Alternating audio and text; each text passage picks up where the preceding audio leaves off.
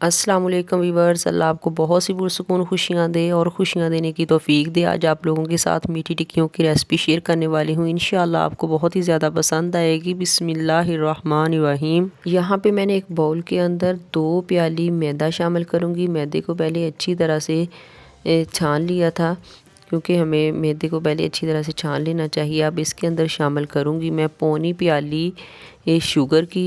ये पिसी हुई शुगर मैंने इसके अंदर शामिल की है। सब चीज़ों की मेजरमेंट इसी कटोरी से करूँगी ताकि हमारी रेसिपी परफेक्ट तैयार हो। अब 2 टेबल स्पून इसके अंदर जाएगा मिल्क पाउडर, किसी भी ब्रांड का आप यूज़ कर सकते हैं। और 2 टेबल स्पून ही इसके अंदर शामिल करूँगी सफ़ेद तिल।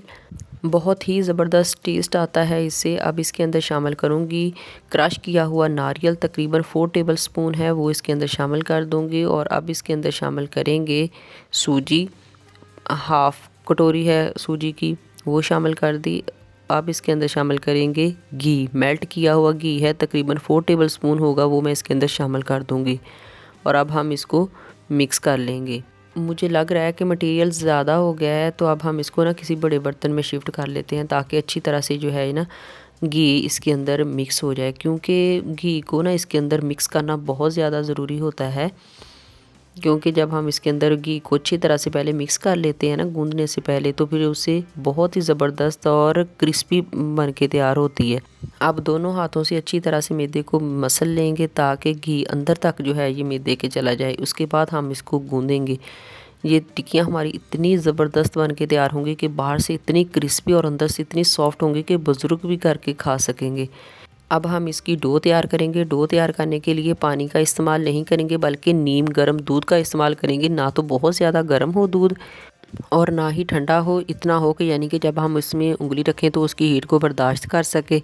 अब हम इसकी अच्छी तरह से डो तैयार कर लेंगे। जैसे हम नॉर्मल रूटीन में आटा गूंदते हैं वैसे ही गूंदेंगे, लेकिन इसकी डो को हमने थोड़ा सा सख्त रखना है। इसमें पानी का इस्तेमाल हमने बिल्कुल भी नहीं किया। अगर हाथों से आटा उतर ना रहा हो तो थोड़ा सा हाथों को ऑयल लगा लें। और अभी मैं आपको बताती हूँ कि इसमें कितना दूध जो है वो इस्तेमाल हुआ है। हाफ़ ग्लास लगा है और हाफ़ ग्लास जो है ये बच गया है। अब इसको कवर कर देंगे और 20 मिनट का रेस्ट देंगे ताकि सूजी जो है वो अच्छी तरह से फूल जाए। 20 मिनट के बाद इसका कवर उठाते हैं। माशाल्लाह से अच्छी तरह से जो है सूजी वो फूल चुकी है। अब मैं इसका एक बड़ा सारा जो है वो पेड़ा बना लूँगी ताकि हम इसकी एक ही रोटी बनाएं बड़ी सारी। अब इसको काउंटर पे ले आते हैं, तो काउंटर पे लगाते हैं थोड़ा सा ऑयल, क्योंकि हमने इसमें खुश्क का इस्तेमाल नहीं करना। हमने इसको ऊपर से क्रिस्पी और अंदर से सॉफ्ट बनाना है, इसलिए यहाँ पे ऑयल लगा के तो अच्छी तरह से शीट को लगा देंगे ताकि जब हम उस शीट के ऊपर आके उसको बेलें तो ये बिल्कुल भी उसके साथ चिपके ना, तो इस तरह जो है आसानी के साथ उतर जाए। तो इसलिए हमने इस पर ऑयल लगाया है।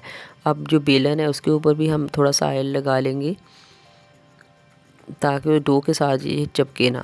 बस कुछ भी नहीं करना, बड़ी सारी रोटी बना लेनी है और थोड़ी सी मोटी रोटी रखनी है, क्योंकि हमने इसकी टिक्कियाँ बनानी है। बहुत ज़्यादा इसको हमने पतला नहीं करना।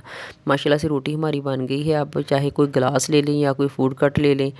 मैं यहाँ से फूड कट से जो है वो इसकी टिक्कियाँ बनाऊँगी।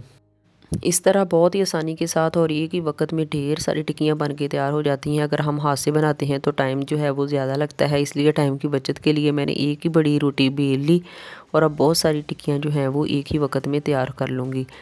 माशाल्लाह से ये देखें काफ़ी सारी टिक्कियाँ हमारी बन गई हैं।